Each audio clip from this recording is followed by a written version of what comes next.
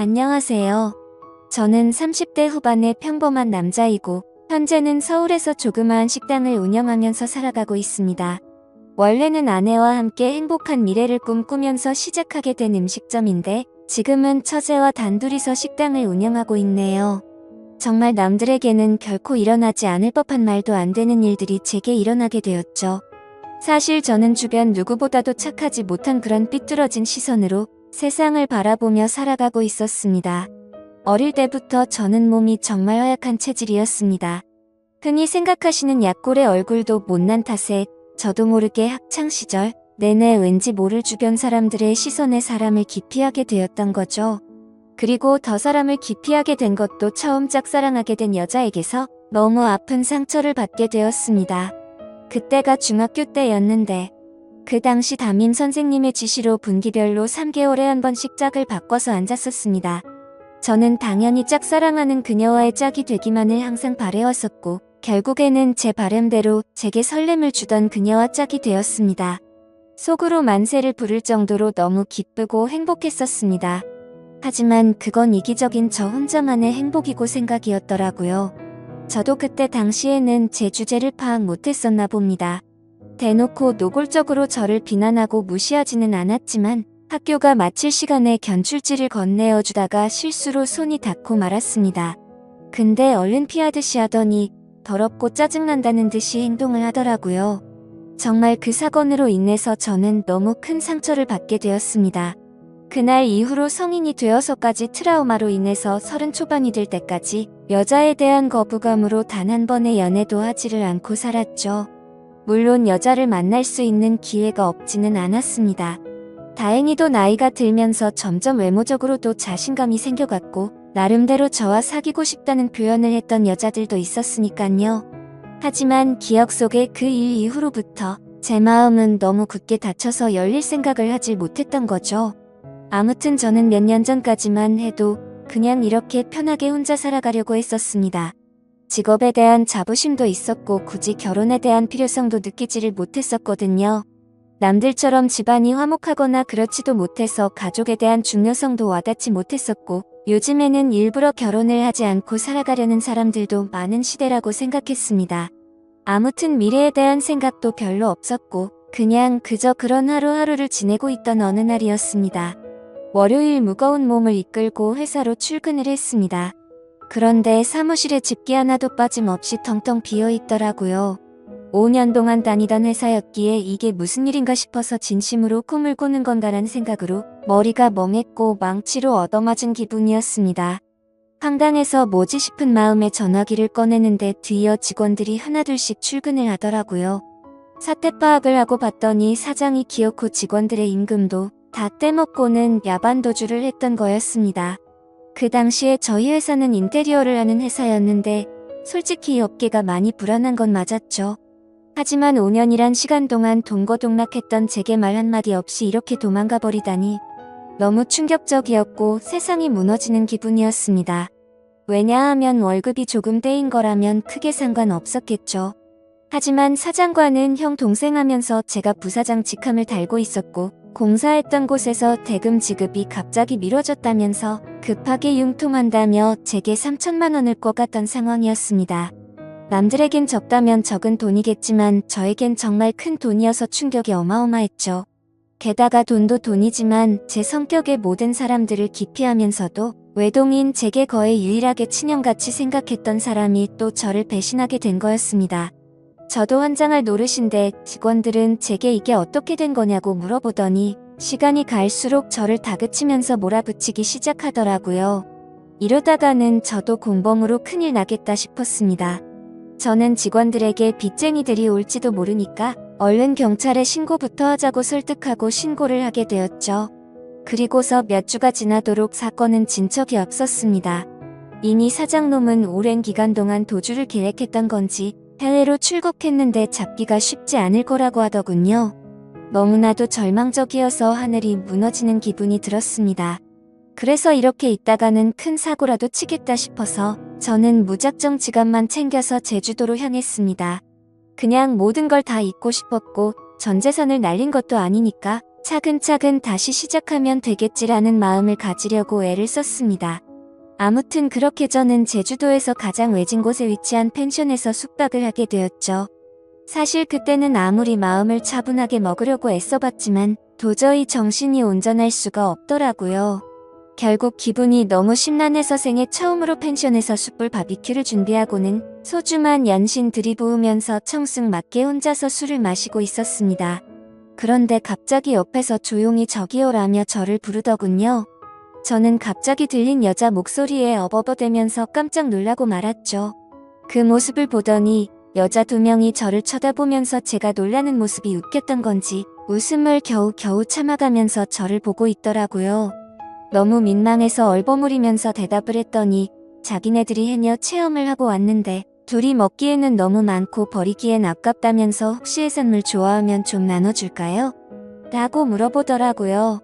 저는 여자랑 대화를 하는 것조차 너무 소심했던 성격인지라 그녀의 눈도 마주치지 못하고 생각이란 필터를 거치지도 못하고 감사합니다 라고 대답을 해버렸습니다. 아무튼 그렇게 나눠준 해산물도 같이 구우면서 주위를 둘러봤더니 펜션에 묵는 사람들이 저와 그 2 여자밖에 없는지 엄청나게 조용하더라고요. 뭔가 뻘쭘하게 혼자서 소주를 마시면서 먹고 있는데 제가 해산물을 줬던 여자가 말을 걸더라고요. 제주도에 혼자 여행 오신 거냐며 너무 낭만적인 것 같다고 하면서 혼자 심심하시지 않냐고 괜찮으면 자기네들이랑 같이 마시는 거 어떻겠냐고 묻더라고요. 평소에 저였다면 절대로 합석은 꿈도 꾸지 못했을 겁니다. 그런데 솔직히 말해서 어릴 적 짝사랑했던 여자 이후로 처음으로 제 눈에 너무 쏙 들어오는 여자였습니다. 그리고 술도 많이 마셔서 조금 취한 상태였기에 어디서 나온 용기였는지 그러자고 대답을 하게 되었죠. 그렇게 그녀들과 저는 합석을 해서 함께 술을 마시게 되었고 이야기를 들어보니 그 둘은 친자매였고 어제 숙소에 도착을 했고 일주일간 머물다가 간다고 하더라고요. 저도 열흘 정도를 예약한 상태라고 했더니 잘 됐다면서 그러면 지내는 동안 잘 지내보자고 먼저 손을 건네더군요. 저는 너무 쑥맥처럼 쭈뼛거리며 손을 마주 잡고 인사를 했고 술이 취하면 취할수록 2 자매와 저는 재미난 이야기들을 하게 되었습니다. 그때 드는 생각이 저도 모르게 말로 나와버렸습니다. 사실 혼자서 괴로움을 삭히려고 왔는데 혼자 있을 때는 더 괴롭더니 지금은 괴로운 게 다 잊혀지고 너무 즐거운 것 같다고 말했습니다. 그러자 언니였던 제 이상형의 그녀는 무슨 일이냐고 제게 물어봤고 저도 모르게 그동안의 고충을 푸념하듯이 얘기를 하고 말았죠. 그런데 그런 지루하고 재미없는 얘기인데도 불구하고 그녀는 너무 진지하게 저를 똑바로 쳐다보면서 이야기를 들어주고 진심 어린 조언을 해주더라고요. 생전 처음으로 느껴보는 친절함에 저는 너무 행복했고 설레었습니다. 그렇게 꿈처럼 행복했던 시간을 보내다가 자리를 끝 마치게 되었죠. 다음날 저는 전날 있었던 일에 민망해져서는 만나면 인사를 먼저 건네야 하나? 아니면 아는 척을 하지 말아야 하는 건가 온갖 생각과 고민을 했었습니다. 그러나 그런 고민들이 무심하게도 밖에 담배를 피러 나갔더니 그녀는 반갑게 저를 보고 웃으며 인사를 하는데 심장이 쿵 하고 내려앉는 것 같았죠. 여행하러 와서는 하루 종일 주무시냐며 인사를 건네는데 저도 어색한 인사로 답을 했습니다. 그러더니 오늘 우리 같이 밥 먹으러 가기로 한 거 잊었냐면서 묻더라고요. 저는 취한 나머지 해선 안 될 짓을 했구나 싶었고 괜히 여행 방해되고 싶지 않다며 어제 했던 말은 잊으라고 말하며 재밌게 여행을 즐기라고 했죠. 하지만 그녀는 끝내 고집을 피우더니 결국 그날 하루 종일 2 자매와 저는 여행을 함께 보내게 되었습니다. 그러다 보니 자연스럽게 그녀들과 저는 같이 붙어 다니며 매일 같이 여행을 함께 즐기게 되었고 정말 꿈만 같던 시간은 너무 순식간에 지나가 버리더군요. 그렇게 2 자매의 마지막 날이 되었습니다. 솔직히 좀 많이 서운하더라고요. 고작 며칠밖에 안 되는 시간 동안 저는 그녀에게 더욱 빠져들었고 마지막 인사를 건네는데 저는 도저히 용기가 나지 않았습니다. 그때 그녀는 갑자기 제게 포옹을 하면서 덕분에 즐거운 여행이었다고 말을 건네주더군요. 너무 외롭게 살아오던 저는 순간적으로 마음이 울컥해서 눈물이 날 뻔했습니다. 그렇게 그녀들을 떠나보내고 혼자서 남은 여행을 보내는데 이건 도저히 여행이 아니다 싶더라고요. 행복한 시간들이 끝나고 나서 또 다시 괴로움이 시작된 건 아니었습니다. 오히려 그녀와 지낸 시간들 덕분에 괴로움은 이미 잊은 지 오래였고 그녀를 또 다시 보고 싶다는 생각이 너무 간절해지더라고요. 그래서 저는 인생을 살면서 가장 큰 용기를 내게 되었죠. 평생 혼자서 살다가 연애는 꿈에서조차 생각 못하던 제가 그녀와 함께 행복한 시간을 갖고 싶었습니다. 집으로 돌아온 저는 진짜 하루 종일 고민을 하다가 용기를 내서 그녀에게 전화를 걸었습니다. 어두침침한 제 성격과는 다르게 그녀는 반갑다는 듯이 밝게 전화를 받아주었습니다. 저는 조심히 잘 가셨는지 해서 연락드렸다고 하니까 그녀는 그렇지 않아도 조심히 여행 잘 마쳤는지 궁금했다고 되물어 봐주더군요. 그렇게 몇 마디를 주고받게 되었고 어차피 제가 말을 잘하는 편도 아니었기에 단도직입적으로 말했습니다. 제가 주말에 서울에 일이 있어서 가게 됐는데 시간 괜찮으면 밥이나 먹을까요? 라고 물어봤습니다. 그러자 잠깐의 고민도 없이 그녀는 그러자고 대답을 했고 약속을 잡은 뒤에 통화를 끊게 되었죠. 얼마나 긴장을 했던 건지 손이 떨리고 등에 땀이 흘러내릴 정도였습니다. 며칠 뒤에 약속 시간에 그녀와 다시금 만나게 되었고 행복한 시간은 또 다시 순식간에 흘러가더라고요. 그날은 그냥 정말 보고 싶다는 생각에 갔던 거지 고백을 하려거나 그런 마음은 전혀 없었습니다. 하지만 마지막으로 들어간 와인바에서 와인을 마시다 보니 또 헤어지는 게 너무나 슬프더군요. 저는 그녀에게 앞으로도 계속해서 보고 싶다고 말했습니다.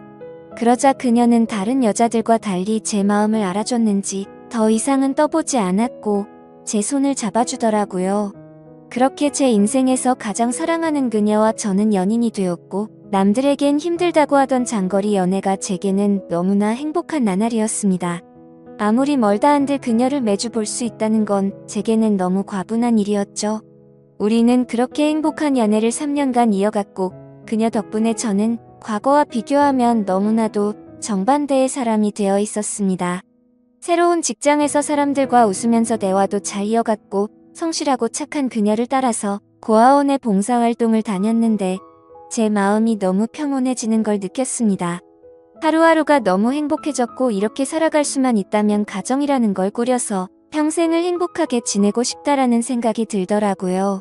저는 그렇게 달라진 제 스스로에게 결심을 하고 그녀에게 청혼을 하였습니다. 그녀는 제 청혼을 받아주었고 저희는 결국 사랑의 결실을 맺게 되어 결혼을 하게 되었죠. 그 당시에 아내는 서울에서 처제와 함께 조그만한 식당을 운영하고 있었습니다. 그래서 아내와 상의 끝에 제가 이직을 하기로 했고 결혼을 하면서 제가 서울로 올라오게 되었죠. 아내와 저는 인생에서 가장 행복한 부부처럼 그 누구도 부럽지 않게 지냈습니다.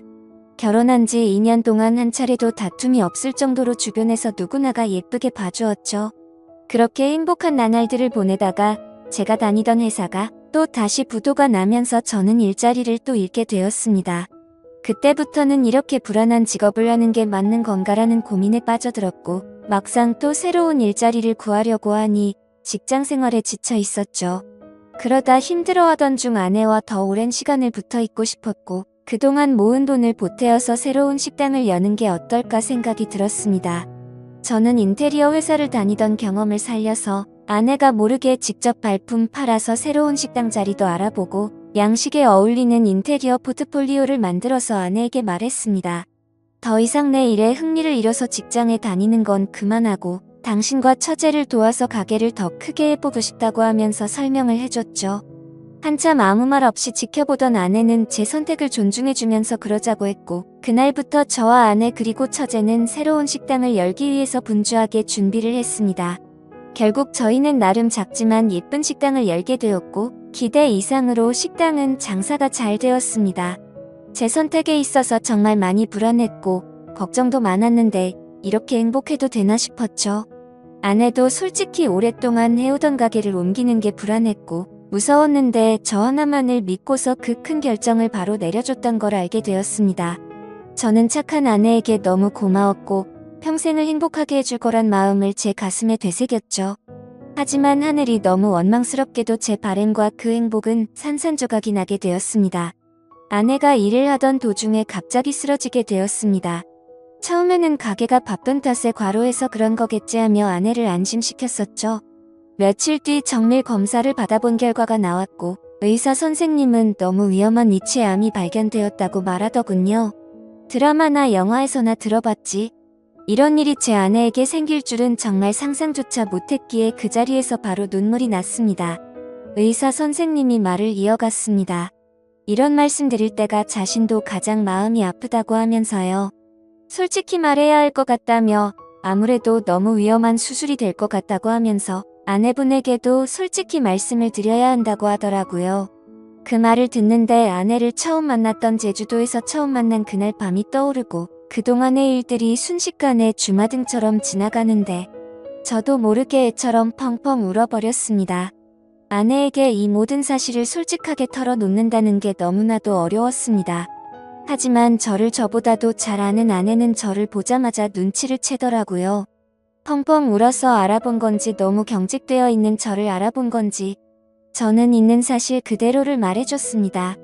아내는 괜찮은 척하면서 오히려 저를 위로해주면서 말을 하더라고요. 솔직히 너무 무섭고 화도 나고 슬프지만 저를 만나서 그동안 너무 행복했다며 그래도 위험하긴 하지만 끝까지 포기는 하지 않을 테니까 좌절하지 말자고 하더군요. 그 말을 듣는 순간 제가 너무 부끄러웠습니다. 정작 아픈 아내는 저렇게 용기를 내서 힘을 내려고 하는데 도저히 저부터 무너질 수가 없었습니다. 처가댁에 연락을 해서 이 사실을 말씀드렸고 장인어른과 장모님 그리고 처제는 아내에게 찾아와서 미친 듯이 펑펑 울었습니다. 그러자 아내도 그동안 참았던 눈물이 터진 건지 애처럼 펑펑 우는데 정말 가슴이 찢어졌습니다. 그렇게 아내는 항암 치료를 시작하게 되었고 날이 가면 갈수록 급속도로 야위어가는 아내를 보고 있으니 모든 게 너무 원망스러웠습니다. 괜히 나를 만나서 아내가 이렇게 아프게 된 것만 같고 죽을 만큼 너무나도 힘이 들었습니다. 그렇게 힘든 시간을 지나서 아내의 수술이 있기 전날 밤 아내와 저는 한참 동안 이야기를 나누었습니다. 그때 처음으로 알게 되었던 건 아내도 제주도에서 처음 본 그날 저에게 호기심이 생겼고 관심이 갔었다고 하더군요. 그래서 다음날 같이 밥 먹자는 약속을 한 적이 없었지만 일부러 거짓말을 해서 같이 합의해서 여행을 한 거였다고 하더라고요. 물론 제 여행을 방해하고 싶었던 건 아니었고 제가 그날 밤 혼자 있을 때 더 괴롭다고 했던 말이 밤새도록 신경이 쓰였답니다. 제 아내의 성심이 깊은 건 알았지만 그 말을 듣는 순간 눈물이 멈추지가 않더군요. 그러면서 수술이 어려운 건 우리 모두가 다 잘 알고 있는 사실이니까 지금 말을 해야겠다고 하더라고요. 혹시라도 자신이 잘못되더라도 제발 당신 탓이라고 생각하지 말고 행복했으면 좋겠다고 말했습니다. 그리고 우리가 함께 시작했던 가게도 자신에겐 너무 행복한 추억이 가득한 곳이니 슬픈 감정보다도 행복한 추억을 떠올리면서 계속 지켜달라고 했죠. 그렇게 밤새도록 저희는 끊임없이 많은 대화들을 나누었고 결국에 제가 인생에서 가장 사랑하던 제 아내는 이 세상을 떠나고 말았습니다. 아내를 떠나보내고 하루하루가 너무 괴롭고 인생이 무너진 듯 슬펐습니다. 솔직히 돈 몇천만 원 사기 당했던 건 정말 세 발의 피조차도 안 될 정도의 괴로움이었습니다. 정신 나간 사람처럼 죽을 만큼 술을 마셔대기도 해봤지만 다 소용없었습니다. 시간이 지나면 이 아픔이 줄어들 수 있을까 싶은 생각만 가득했습니다. 그렇게 집에서 틀어박혀서 지낸 지 몇 주가 지났을 무렵이었습니다. 항상 조용하고 내성적이던 처제가 집에 들어와서는 마치 다른 사람처럼 온갖 잔소리를 늘어놓기 시작하더라고요. 언니가 지금 이 꼴을 보려고 그렇게 떠나간 줄 아냐면서 화를 내더군요. 형부 혼자서만 힘든 줄 착각하지 말라며 주변 사람들 생각해서 제발 그만하라면서 화를 내다가 울더라고요. 정말 예전이나 지금이나 너무 이기적인 나쁜 놈이었습니다. 저뿐만 아니라 모두가 다 힘들어도 꿋꿋이 버텨내고 있다라는 생각이 들더군요. 울고 있는 처제에게 다가가서 저도 같이 울면서 미안하다고만 되뇌었죠. 그러다 처제와 함께 밖으로 나가서 같이 술을 한잔하면서 이야기를 나누었습니다. 가게는 이렇게 계속 문을 닫아둘 거냐고 물어보더라고요. 솔직히 아내 생각에 미쳐버릴 것 같아서 가게 근처도 갈 수가 없었습니다. 하지만 그건 너무 비겁한 짓이란 것 정도는 알았죠. 그런 생각을 하던 찰나에 처제도 저와 같은 생각을 말하더군요. 언니 생각에 자신도 가게 근처도 못 가겠다며. 근데 언니가 제게 했던 말을 처제에게도 똑같이 했더라고요. 마지막으로 부탁한다면서 좋았던 추억 가득한 가게를 계속했으면 좋겠다고 했답니다. 사실 아내가 왜 그렇게 가게에 집착하는지는 저도 잘 알고 있었습니다. 아내는 저와 제 처제를 생각해서인 마음도 당연히 있었지만 너무 착한 심성에 그동안 어려운 아이들에게 무료 급식을 주던 걸 멈추지 않기를 바랬던 거였죠. 세상에 어떻게 이런 착한 여자가 또 있을까요?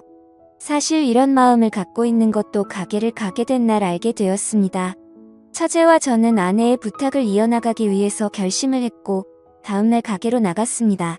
몇 주간 비워져 있던 가게임에도 불구하고 구석구석 너무 깔끔하게 청소가 다 되어 있었습니다. 그리고 그곳에 놓여져 있던 편지가 있었죠. 아내는 가족들과 저에게 너무 많이 미안하답니다. 제게는 평생 행복하게 함께 지내면서 흰머리 나는 것도 보고 싶었고 우리에게 아이도 낳아서 행복한 미래를 꿈꿨는데 너무 마음이 아프다네요.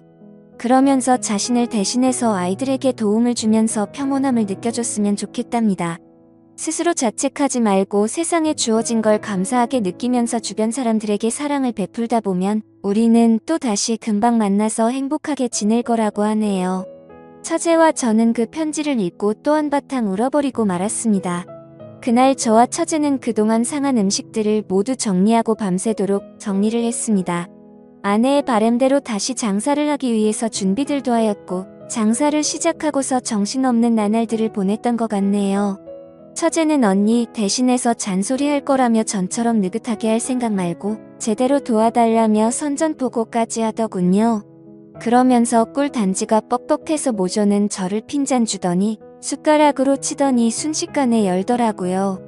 이제는 예전보다 조금은 더 편해진 처제와 열심히 하루하루를 보내고 있네요. 이 글을 쓰면서도 제 인생에서 제일 행복함을 느끼게 해준 제 아내가 너무 그립고 보고 싶습니다. 아마도 이 마음은 제가 아내를 찾아 갈 때까지 영원하겠죠. 긴 사연 읽어주셔서 감사드립니다.